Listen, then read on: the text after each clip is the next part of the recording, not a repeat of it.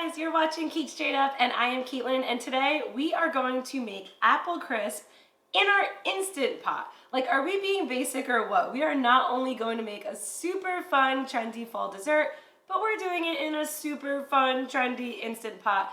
I have the Kasori one, it's gonna be awesome, and it couldn't be easier. Honestly guys, I say that about all of my recipes because cooking should be fun, it should be easy, and we're about to make a killer dessert. So this apple crisp is really easy and it takes only about 8 minutes in that Instant Pot. So we're starting with about 1 tablespoon of maple syrup in a mixing bowl, and we're gonna make kind of the crunchy topping first. So we have 3/4 of a cup of an oat medley here. I have a honey oat medley mix. You definitely just wanna make sure that it is an oat-based kind of crunch because sometimes these fiber-based granolas and stuff can have a lot of other things in it. So we have our oats in our bowl, just a few other ingredients for our toppings. We have 4 tablespoons of melted butter going right in. We have about 1/4 of a cup of a flour that we're gonna shake in. And we have 1/4 of a cup of a brown sugar. After that, a little bit of salt, not too much where you're really gonna taste it, but just enough to give that kick of a salty sweet topping.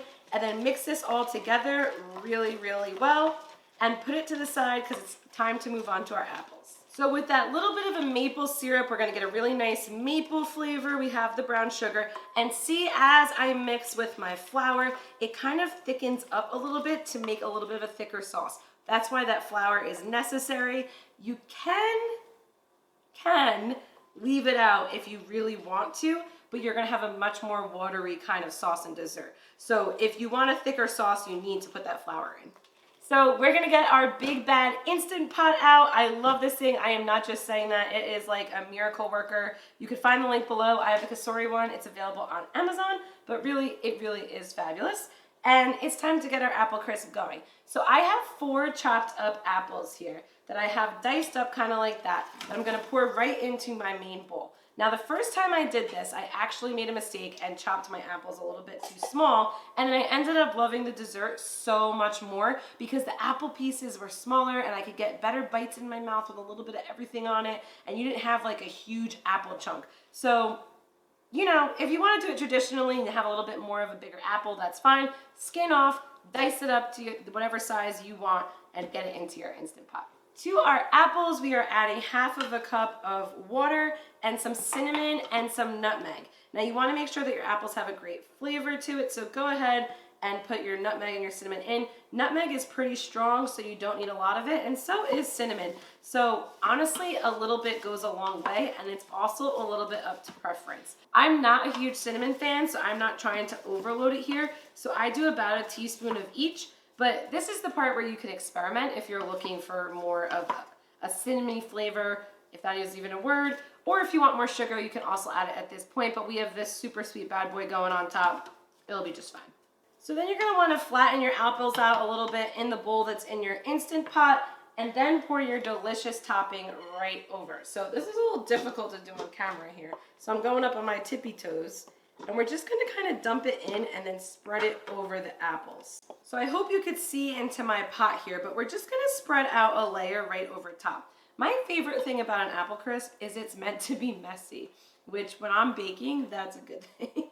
So really, we just want this to kind of all crisp together, that brown sugar to caramelize a little bit, and then we scoop it into whatever dish we're serving it and enjoy. So just spread out your topping over it, and it's time to get this locked and loaded. So to cook our apple crisp in our Instant Pot, we need to lock and load our lid, and then after it is secured, we are cooking it for 8 minutes on high pressure. We're then gonna do the release and allow it to sit for 1 minute to 2 before removing. Very easy, no big deal. After that 8 minutes, you're gonna release your pressure and let it chill for about 2 to 4 minutes. And after you do that release and you let it sit, you have yourself a delicious apple crisp. Tell me that these don't look perfect, to be topped with some vanilla ice cream, a little bit of whipped cream, whatever. The ingredients that we put in that topping, it really kind of just mixes together really well. It cooks down to create a nice thick sauce, and it tastes so good. I need some vanilla ice cream. This is amazing. So I actually like a little bit of a mushier apple in this, which is why I cut it a little bit smaller. But if you're looking for firmer apple slices, just go ahead, Cut your chunks a little bit bigger. It tastes the same and just as good either way. I gotta put it down. Gotta close this bad boy out. Make sure to check back for more fun fall recipes every Tuesday here on Cait Straight Up. If you have a request, do that below. Make sure to find us on Instagram, Cait Straight Up Cooking. And happy fall, guys. Let's eat apple and have some pumpkin spice stuff and be basic AF. I'll see you next time. Bye-bye.